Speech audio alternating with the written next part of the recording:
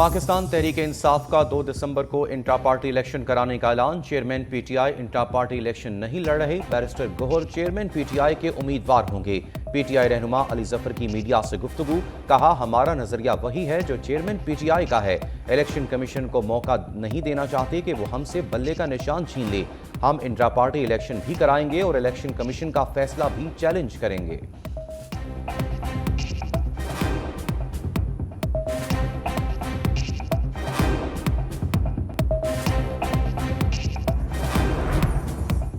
Chairman PTI leader हैं, चाहे jail के अंदर हों या बाहर। पीटीआई चेयरमैन के निगरान उम्मीदवार बैरिस्टर गोहर ने कहा, हमारा नजरिया वही है जो चेयरमैन पीटीआई का है। मेरे पास चेयरमैन पीटीआई का शुक्रिया अदा करने के लिए अल्फाज नहीं। अपनी जिम्मेदारियों को ऐसे तरीके से निभाऊंगा।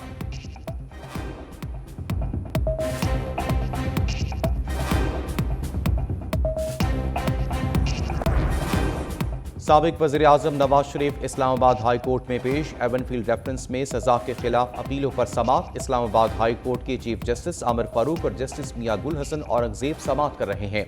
वकील अमजद परवेज के दलाइल जारी। अमजद परवेज ने नैब ऑर्डिनेंस का सेक्शन 9A5 पढ़कर सुनाया। जस्टिस मियां गुल हसन औरंगजेब ने कहा, मेरे ख्याल में सजा मौतली भी इसी बुनियाद पर हुई थी। सजा मौतली के फैसले में हमने सुप्रीम कोर्ट के मुताबिक फैसलों का सहारा लिया था।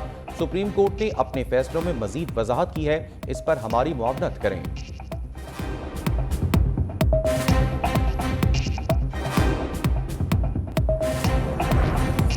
जज धमकी केस। चेयरमैन पीटीआई की बरियत दरखास्त खारिज। District and session courts Islamabad मुरीद अब्बास खान ने महफूज शुदा फैसला सुना दिया। अदालत ने कहा, दरखास्त 249 खारिज की जाती है। मजीद कार्रवाई के लिए समाअत 20 दिसंबर तक मुलतवी कर दी गई।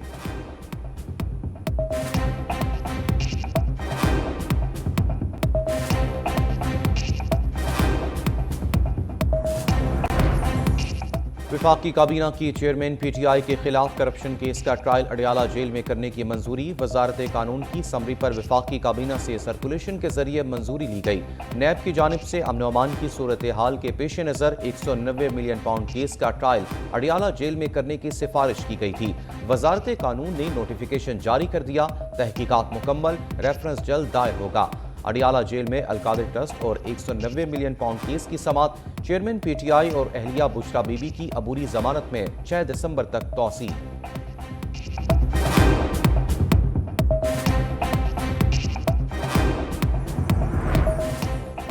फैजाबाद धरना खत्म करने के लिए मुआहिदा हुकूमत की जानिब से किया गया। जो हुआ बतौर वजीर आजम मेरी जिम्मेदारी थी। साबिक वजीर आजम शाहिद खाकान अब्बासी फैजाबाद धरना कमीशन के सामने पेश। बयान भी रिकॉर्ड करा दिया। कहा, मुआहिदे का ड्राफ्ट नहीं देखा। धरना खत्म कराने का फैसला हुकूमत का था। मुझे कमीशन की जानिब से एक टेलीफोन कॉल पर बुलाया गया। नैब ने सवालनामा भी दिया। सुप्रीम कोर्ट की हिदायत पर बनने वाला फैजाबाद धरना कमीशन साबिक IG अख्तर शाह की सरबराही में तहकीकात कर रहा है।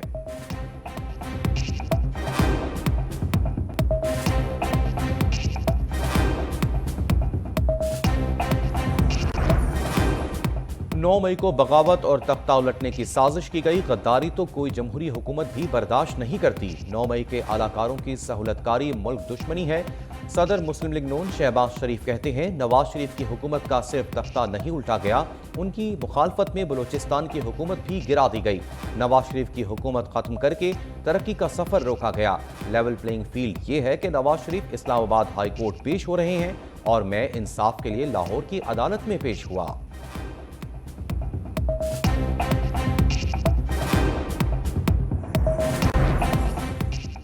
नौजवानों का मुस्तकबिल सिर्फ नवाज शरीफ रोशन कर सकते हैं। मरियम नवाज ने यूथ और वुमेन विंग के इजलास में खिताब करते हुए कहा, नून लीग नौजवानों और खवातीन की सबसे बड़ी नुमाइंदा जमात है। नौजवानों और खवातीन की हर सतह पर नुमाइंदगी बढ़ाएंगे।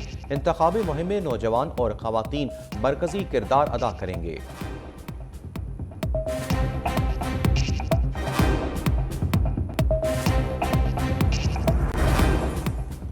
बिलावल भुट्टो एक बार फिर सियासी सरगर्मियों में मुतारिक दुबई से वतन वापस पहुंच गए। आज कोयटा जाएंगे। पार्टी के सीनियर कायदीन भी हमरा होंगे। कल पार्टी की यौम तासीस पर जलसे की तैयारियों पर इजलास की सदारत करेंगे। बिलावल और आसिफ अली जरदारी में इख्तलाफात का तासुर दूर करने के लिए आसिफ जरदारी भी कल कोयटा पहुंचेंगे।